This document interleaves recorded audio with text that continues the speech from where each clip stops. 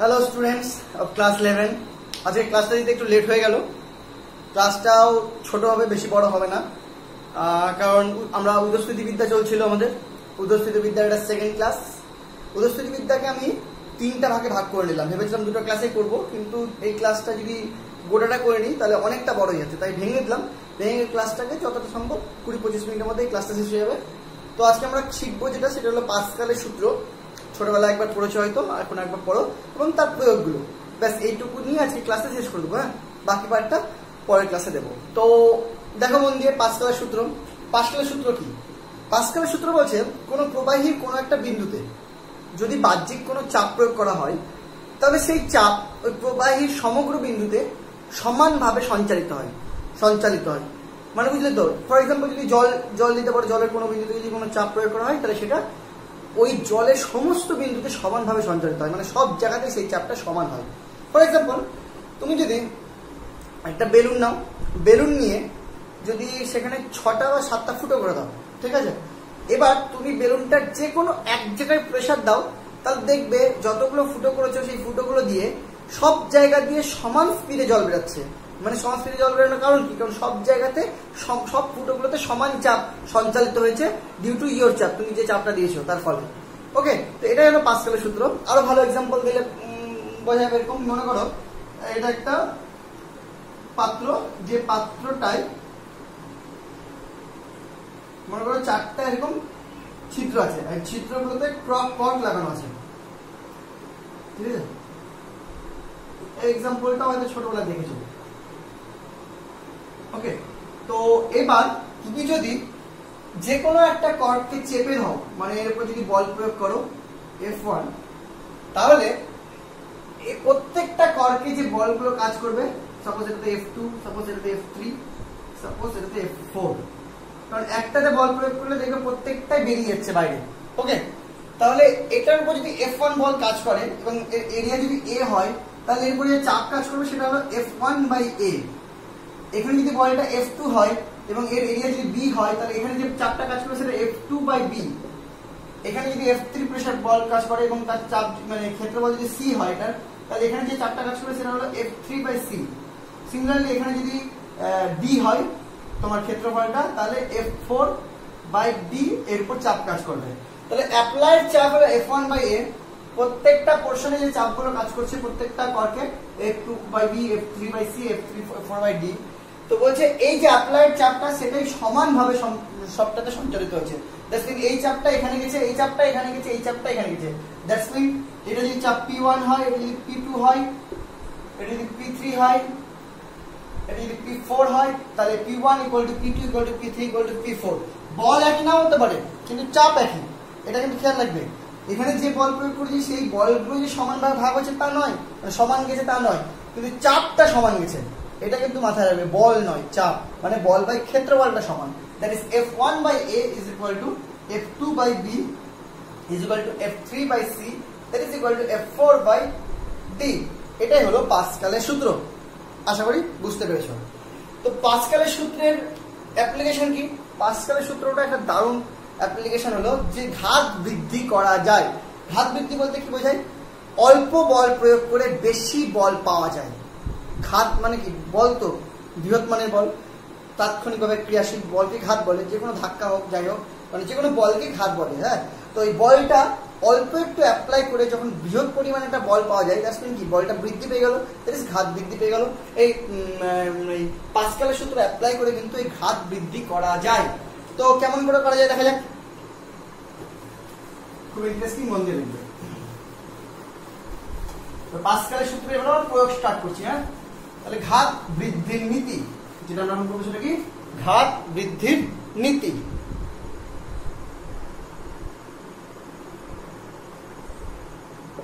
Suppose এখানে একটা পাতলা পাইপে আমি জল নিলাম,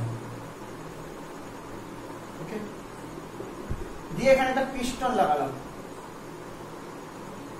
দিয়ে পিস্টনের স্ট্যান্ডের উপর একটা ওয়েট লাগলাম W1। ওকে, এবার এই পাইপটা কানেক্ট করলাম, কানেক্ট করে এখানে একটা মোটা পাইপ নিলাম,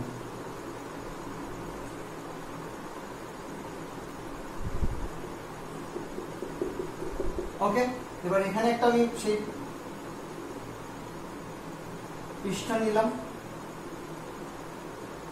এবং এখানে আমি একটা ওয়েট রাখবো, এখনো রাখিনি। ওকে, সো W1 সাপোজ এটার এরিয়া A, এটার এরিয়া B, মানে পৃষ্ঠতলের এরিয়া। ওকে, তো এখানে যখন এটা নিলাম মন দিয়ে দেখবে যে আমি এখানে W1 ওয়েট চাপিয়েছি, দ্যাটস মিন এর উপর মানে এই পিস্টনটার উপর যে চাপ মানে বলটা কাজ করছে সেটা W1, দ্যাটস মিন এখানে যে প্রেসারটা কাজ করছে সেই প্রেসারটা হলো P ইকুয়াল টু W1/A। আর দূর বুঝা গেল, তাই তো? এবার আমরা জানি কি এটা একটা প্রবাহী জল, দ্যাটস মিন এই যে চাপটা সেটা সব জায়গায় সমানভাবে সঞ্চালিত হয়, দ্যাটস মিন এর উপর যে চাপটা কাজ করবে ডিউ টু দিস চাপ that's also equal to P। দেখো বুঝতে পারলে কি, আমি এখানে W1 ওয়েট চাপালাম, সেই W1 ওয়েটের জন্য এ এরিয়া আছে বলে এই জলটার উপর যে প্রেসারটা কাজ করছে দ্যাট ইজ W1/A। পাস্কালের সূত্র অনুযায়ী এই প্রেসারটায় জলের সব জায়গায় সমান, দ্যাটস মিন এখানে জলটা যে রয়েছে একই জল যেহেতু কানেক্টেড জল, দ্যাটস মিন এখানেও যে প্রেসারটা কাজ করবে সেটাও P, দ্যাট ইজ W1/A। ওকে, তাহলে এর উপর যে প্রেসারটা কাজ করছে সেটা P। ওকে, এবার এর উপর যে প্রেসারটা কাজ করছে P, তাহলে এর উপর যে বলটা ক্রিয়াশীল হচ্ছে সেই বল F2 ইকুয়াল টু কি হবে P ইনটু B। দেখো বুঝতে পারলে কি ব্যাপারটা, আমরা জানি চাপ ইকুয়াল টু বল বাই ক্ষেত্রফল, তেমন বল ইকুয়াল টু কি হবে তাহলে চাপ ইনটু ক্ষেত্রফল। তাহলে এর উপর আমি চাপ জানি, তাহলে এর ক্ষেত্রফল কত B, এর ক্ষেত্রফলটা কত B। সো এই ক্ষেত্রফল যদি B হয় তাহলে এর উপর যে বল কাজ করবে that is F2 equal to P into B। দেখো বুঝতে পারলে কি? ওকে, সো এই বলটা এখানে কাজ করবে, তাহলে এই বলটা যদি আমাকে এখানে মানে এই বলটা কত সেটা যদি আমি একটা ওয়েট নিয়ে মানে কম ইকুয়াল করতে চাই, মানে এই বলটার সাথে এটার সাথে যদি ইকুয়াল করতে চাই তাহলে এই যে বলটার পরিমাণ এখানে আমাকে একটা ওয়েট রাখতে হবে। তাহলে এই W2 যে ওয়েটটা রেখেছি সেটা এই বলটার সমান, তাহলে এটা এখানে সাম্য অবস্থায় থাকবে, তাই তো? তাহলে আমি যদি একটু জায়গায় জাস্ট কিছু না, আমি যে ওয়েটটা রেখেছি সেই ওয়েটটা একটু সমান হতে হবে, তাহলে কি সাম্য অবস্থায় ব্যাপারটা থাকবে। তাহলে এখানে আমি W2 ধরলাম বা এখানে এই বলটাকে W2 ধরলাম, এরকম ভাবতে পারো। তাহলে এখানে W2 বল তৈরি হলো, কারণ এখানে W1 বল ছিল, F1 দিয়ে তো লিখিনি, তাহলে W2 বল এখানে তৈরি হলো সাপোজ, মানে W2 ওয়েটকে এটা ওভারকাম করতে পারছে। তাহলে সেই W2 equal to P into B, that is P মানে আবার কি W1 into by A into B, that is W1 into B by A। এবার মন দিয়ে দেখো এই B মানে এই এরিয়াটা এর থেকে অনেক বড়, that is B is greater than A, that is B by A is greater than 1, that is W2 is greater than W1। দেখো বুঝতে পারলে, তার মানে কি হলো এখানে W1 বল প্রয়োগ করা হয়েছিল কিন্তু এখানে তার বদলে তুমি W2 বল পেয়ে গেলে, ঘাত বৃদ্ধি পেলো না? বুঝতে পারলে কি, ঘাত বৃদ্ধি নীতি। এবার ব্যাপারটা হলো অ্যাপ্লাই কখন করবো দেখাচ্ছি। অ্যাপ্লাই খুব সুন্দর, আপনার মানে তুমি একটা গাড়িকে লিফট করতে পারবে খুব সুন্দর। তুমি এখানে একটা বড় গাড়ি আছে, উঠাতে পারছো না, জল এরকম জলের একটা জিনিস তৈরি করলে কল দিয়ে সাপোজ, এবার এর উপরে যদি গাড়িটা রাখো তাহলে এই গাড়িকে এমনি উঠাতে যত তোমার বল লাগবে সেটা W2, কিন্তু এই জলের এই অ্যাপ্লাইটা প্রয়োগ করে যে মানে লাগবে সেটা কি W1। W1 এর ব্যাপারটা কি অনেক কম। এবার মানে তোমার যদি প্রবলেম হয় যে না আমি অনেক কম বল প্রয়োগ করে উঠাবো, এর এরিয়াটাকে বাড়িয়ে দাও, যত এরিয়াটা বাড়াবে B বাই A তত বাড়বে, তত তোমার খাত এখানে বেড়ে যাবে সেম বল প্রয়োগ করে। কত ইজি। যাই হোক অ্যাপ্লিকেশন করাবো, কোনো টেনশন নাই, বন্ধু দেখো। তো বুঝতে পারলে ঘাত বৃদ্ধির নীতিটা। এইবার প্রশ্ন হল যে ঘাত বৃদ্ধি পেয়ে গেল, ওয়াও, অল্প বল প্রয়োগ করে আমি বেশি বল পেয়ে গেলাম, ওয়াও, তার মানে কি আমি অল্প শক্তি অ্যাপ্লাই করে বেশি শক্তি পেয়ে গেছি, মানে শক্তি সংরক্ষণ সূত্র এখানে পালন করা হচ্ছে না, তাই না? অল্প বল প্রয়োগ করে বেশি বল পেয়ে গেলাম, তার মানে কি আমি তার মানে কি শক্তি সংরক্ষণ সূত্র মানছে না? চেক করা যাক শক্তি সংরক্ষণ সূত্র মানে কি। So let us consider, so suppose এখানে যে বলটা প্রয়োগ করা হচ্ছে বা যে চাপ রয়েছে তার ফলে সাপোজ এটা x নেমেছে, ওকে, সাপোজ এর জন্য এই উঠেছে কতটা y সাপোজ, ওকে। তো x যদি এখানে নেমে থাকে আর এখানে যদি y উঠে থাকে তাহলে এখানে মানে এখানে W2 আমি চাপাইনি, W2 যখন চাপাইনি আমি একটুটা বের করে নিলাম, জাস্ট W2 দিয়ে লিখলাম, ঠিক আছে? সাম্যাবস্থার ব্যাপারটা ভাববে না, কিন্তু এখানে W1 চাপিয়েছি ফলে এটা ডাউন হবেই, তারপরে এখানে একটা বল প্রয়োগ হবে, সেটা আপ হবেই, তাই তো? তার জন্য যদি এখানে y পরিমাণ আপ হয় আর এখানে যদি x পরিমাণ ডাউন হয়, তাহলে এখানে যে কার্য করা হচ্ছে that is equal two w1 into x, বুঝা গেল? বল ইনটু সরণ। Is that clear? Okay, so এখানে যে বলটা, এখানে যে কার্যটা হবে সেটা কি w2 ইনটু y, রাইট? এখানে এটা কার্য হবে, এখানে এটা কার্য হবে। আমাকে দেখাতে হবে এই কার্যটা আর এই কার্যটা কি একই। দেখা যাক। তার আগে একটা জিনিস বলে দিই, সেটা হলো যে এখান থেকে যদি জিনিসটা এতটা নেমে থাকে আর এখান থেকে জিনিসটা যদি এতটা উঠে থাকে, তার মানে কি জলটা এখানে চলে এসছে আর জলটা এখানে নেমে গেছে।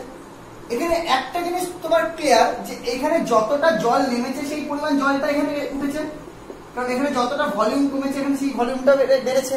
ভলিউমটা এক্সচেঞ্জ হবে না, এখানে যতটা আয়তন কমবে এখানে ততটা আয়তন বাড়বে। তাহলে আয়তন এখানে কতটা কমেছে? যদি এটার এরিয়া এ হয় আর যদি এক্স পরিমাণ ডাউন হয় জিনিসটা, তাহলে এখানে ভলিউম হলো এক্স। আর এখানে যদি এরিয়াটা বি হয় প্রস্থচ্ছেদের এবং যদি যদি ওয়াই পরিমাণ উপরে ওঠে, তাহলে এখানে যেটুকু জল এসছে তার আয়তন কত হবে? B Y. So A X equal to B Y, কারণ আয়তন কখনো পাল্টায় না। ওকে, তো এখান থেকে আমি বলতে পারি that is X by Y is equal to B by A, বলতে পারি। আচ্ছা, কেন বললাম? এবার চলে আসি, এটা রাখলাম, এটা লাগবে আমার, তাই জন্য। এবার চলে আসি আমি এখানে, যে এখানে কতটা কার্য হচ্ছে। আমি দেখছি এখানে কার্য হচ্ছে w2 ইন্টু y, এখানে কার্য হলো w1 ইন্টু x। আমি যদি দেখাতে পারি w2 ইন্টু y টাই w1 ইন্টু x এর সমান, তাহলেই তো হয়ে গেল। দেখি হয় কিনা। তো w2 ইন্টু y মনে দেখবে। আবার w2 মানে আমরা জানি w1 by a into b, that is w1 into b by a, so it is equal to w1 into b by a into y। দেখো তো বুঝতে পারলে? এখান থেকে বসিয়ে এবার আবার এখান থেকে পেয়ে গেছি x by y equal to b by a, so w1 into b by a মানে আবার x by y into y। তো y টা পাশে আছে, তার মানে এই y কেটে যাবে। তো কি হলো आंसर? w1 into x। তাহলে কি দেখলে যে এইখানে যে কার্যটা হচ্ছে that is w1 into x, এখানে যে কার্যটা হচ্ছে that is equal to w1 into x, তাই তো? সো এখান থেকে কি বুঝলে? যে ঘাত বৃদ্ধি পায় ঠিকই, তবে এখানে কিন্তু কোনো শক্তি এক্সট্রা পাওয়া যাচ্ছে না, শক্তি সংরক্ষিতই থাকছে। বুঝা গেল? ইন্টারেস্টিং জিনিস, বুঝা গেল তো? চলো নেক্সট, এবার আমরা এর অ্যাপ্লিকেশন কয়েকটা করব।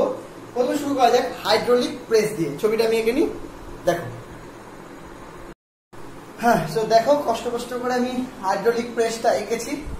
এবার কি কি বইও আছে দেখবে, তাও আমি একবার এঁকেছি এবং কোথায় কি এঁকেছি বুঝিয়ে দিচ্ছি।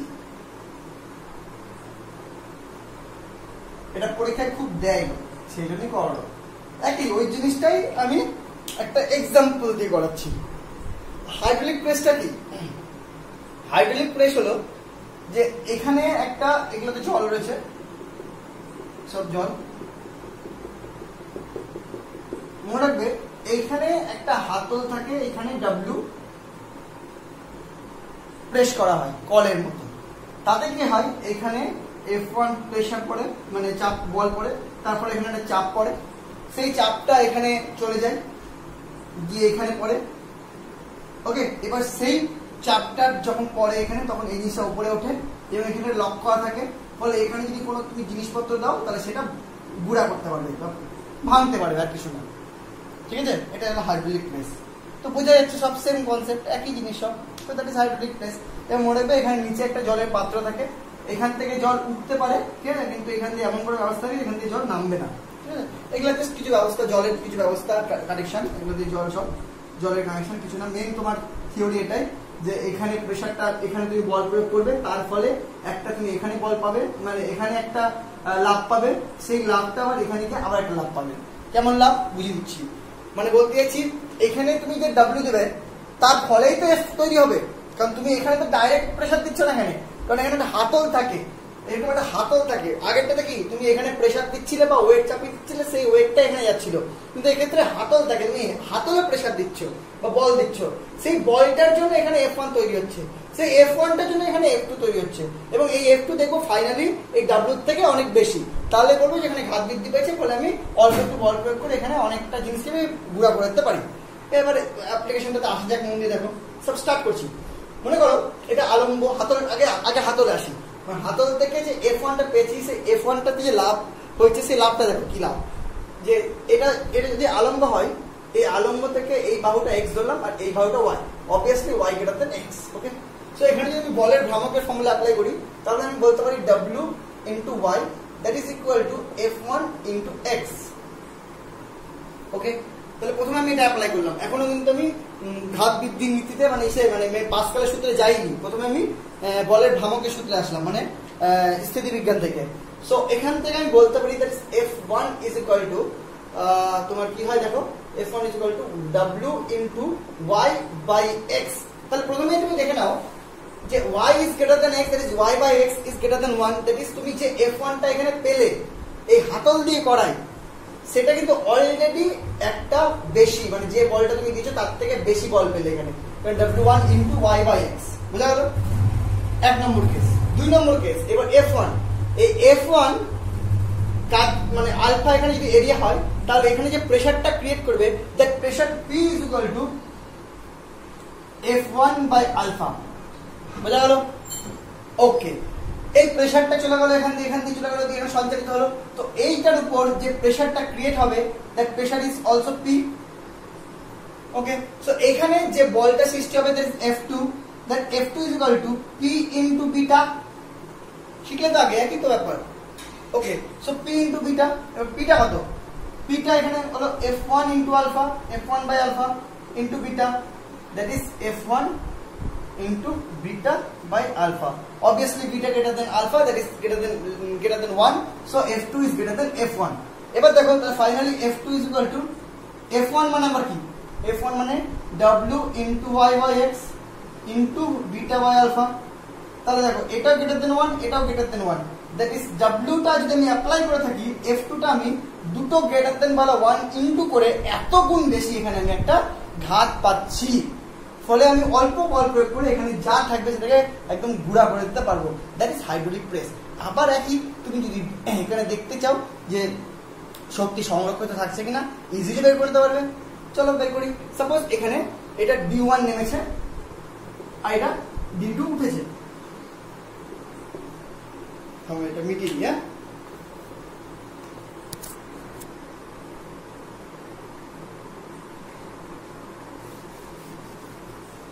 এখানে D1 নেমেছে, এখানে D2 নেমেছে, তাহলে D2 উঠেছে, তাই তো? তো এখানে যদি কার্য বলি তাহলে that is equal to F1 into D, এখানে যদি কার্য বলি that is equal two F2 into D, sorry F2 into D1, that is F2 into D2। আবার তুমি বলতে পারো এখানে যেটুকু আয়তন কমবে সেটুকু আয়তন এখানে বাড়বে, that is alpha into D1 is equal to beta into D2, that is alpha by beta বা D1 by D2, that is equal to beta by alpha. হয়ে গেল? তাহলে এখান থেকে যদি শুরু করি F2 into D2 by D2, তাহলে F2 কে আবার বলতে পারি আমি F1 into beta by alpha into D2, that is F1 into beta by alpha মানে আবার কি D1 by D2 into D2, D2 কেটে গেল, F1 into D, F1 into D, আসলো কি F1 ইনটু D। তার মানে এখানেও শক্তি সংগ্রহ থাকতে কোনো ব্যাপার না। ওকে, বোঝা গেল? So that is hydraulic press. Next আছে হাইড্রোলিক লিফট। একই, এবার এটা একটু মুখে বলে দিচ্ছি, শুনে নাও, বইয়ে পেয়ে যাবে, বইটা একটু খুলো, বলে দিচ্ছি। এরকম এরকম একটা ছবি আছে, দেখো ছবিটা দেখতে পাচ্ছ? এখানে বল প্রয়োগ করা হবে, গাড়িটা এখানে উঠবে। এখানে F1 বল প্রয়োগ করা আছে A1 এরিয়ার উপর, এখানে F2 বল তৈরি হবে A2 এরিয়ার উপর। সো এখানে যদি F1 বল A1 এর উপর প্রয়োগ করা হয় তাহলে প্রেসার F1 বাই A, এখানে চলে গেলে সেটা হয়ে যাবে P, pressure F1 by E থাকবে, তার সাথে A2 গুণ হয়ে যাবে, that is F2 equal to F1 into B2 B by A, B by A is greater than 1, that is এখানে কি হবে তোমার ঘাতটা বৃদ্ধি পাবে, দ্যাট ইজ গাড়িটা খুব সহজে হয়ে যাবে। আর কি বই দেখে নেবে, একদম সেম ক্যালকুলেশন, কিচ্ছু নেই, that is F2 is greater than F1 হয়ে যাবে। চলো হাইড্রোলিক ব্রেক সেম, একদম সব সেম, ঠিক আছে? তাহলে এই জায়গাগুলো যেটা জায়গাটা পড়ানো হয়ে গেল, দেখে নেবে। কোনো অসুবিধা থাকলে যদি থাকে কমেন্টে বলবে, তাহলে আমি আবার বুঝিয়ে দেবো, কোনো সমস্যা নেই। সো হাইড্রোলিক প্রেস হয়ে গেল, আজকে ক্লাসটা এখানে শেষ করে দেবো, আর এগাবো না এই ক্লাসটা। প্লবতা থেকে একদম থার্ড ক্লাসে মানে একদম বাকিটা কমপ্লিট করবো, কারণ প্লবতা শুরু করতে গেলে শেষ করতে হবে, আর প্লবতাটাই লাস্ট টপিক, সেটা করতে গেলে পুরো আরো আধ ঘন্টা বা 40 মিনিট লেগে যাবে। তো যাই হোক, ক্লাসটা শেষ করছি। থ্যাংক ইউ, বাই বাই, ভালো মতো দেখো, এবং বন্ধুদের সাথে শেয়ার করো। এই আর কি। Thank you.